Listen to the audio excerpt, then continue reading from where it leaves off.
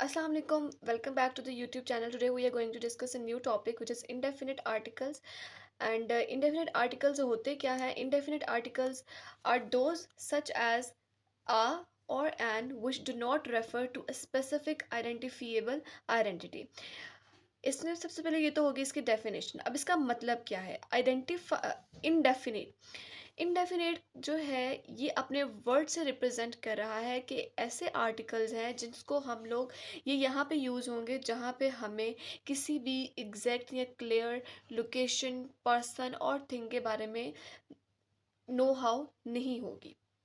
जिस तरह से इन्होंने यहाँ पे क्या कहा, indefinite articles are those such as a और एन। हम आ और एन को इनडेफिनिट आर्टिकल्स कहते हैं।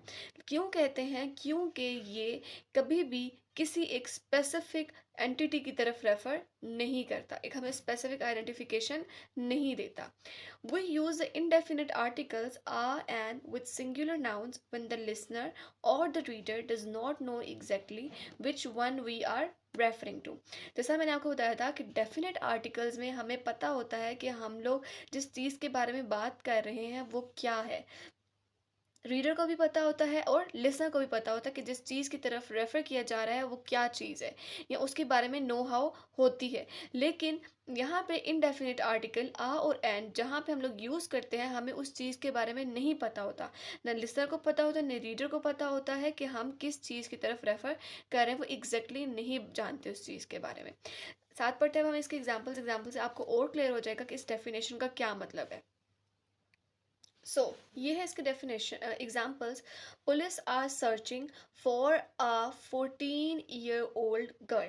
पुलिस जो है वो एक 14-year-old गर्ल है, उसकी एज 14 ईयर्स है, उसको ढूंढ रही है। अब यहाँ पे पुलिस को एग्जैक्टली नहीं पता कि लड़की कैसे, just they know about the age, therefore we are using a।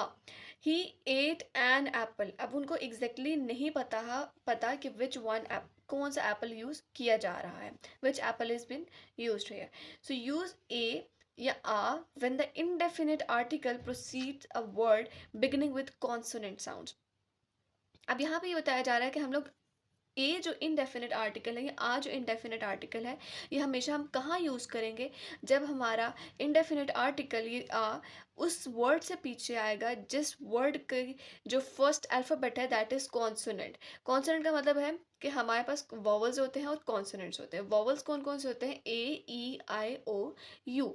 इनके अलावा जो भी हमारे अल्फ़ाबेट्स के लेटर्स हैं दे ऑल आर कॉन्सोनेंट। तो कॉन्सोनेंट से स्टार्ट होने वाले वर्ड्स के साथ हम लोग आ यूज़ करेंगे एंड हम लोग एन उस वक्त यूज़ करेंगे when it proceeds a word starting with a vowel sound, जब ये एक किसी ऐसे वर्ड के पीछे आएगा जो कि वोवल साउंड के साथ स्टार्ट होता होगा। ओके, सो हमारे सामने ये एक स्लाइड है। इस स्लाइड में इनडेफिनिट आर्टिकल्स के बारे में लिखा हुआ है और डेफिनिट आर्टिकल्स के बारे में लिखा हुआ है। ठीक हो गया।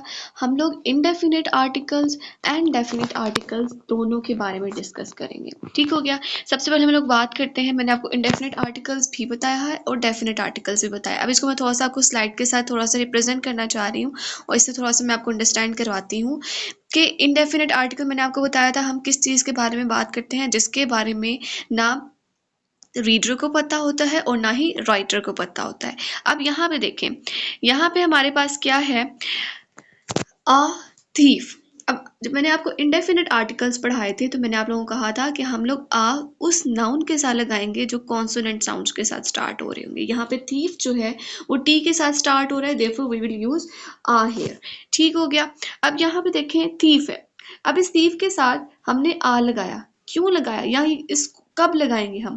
क्योंकि ये एक ऐसा थीफ है। यहाँ पे देखिए क्या लिखा है, this is any thief he is not known to the writer और द रीडर्स, जिसके बारे में ना ही राइटर्स को पता है और ना ही रीडर्स को पता है, इसलिए हमने यहाँ पे क्या लगाया है? आ थीफ। आगे हम बात करते हैं नीचे डेफिनेट आर्टिकल्स में। यहाँ पे उन्होंने क्या कहा है? The definite article tells us something is specific. किसके बारे में बता रहा है कि कुछ क्या है? स्पेसिफिक है। यहाँ रीडर या राइटर उसको जानते हैं, तो यहाँ पे अगर जानते हैं तो हम क्या लगाएंगे? The thief. This is a specific thief. ये एक स्पेसिफिक थीफ है।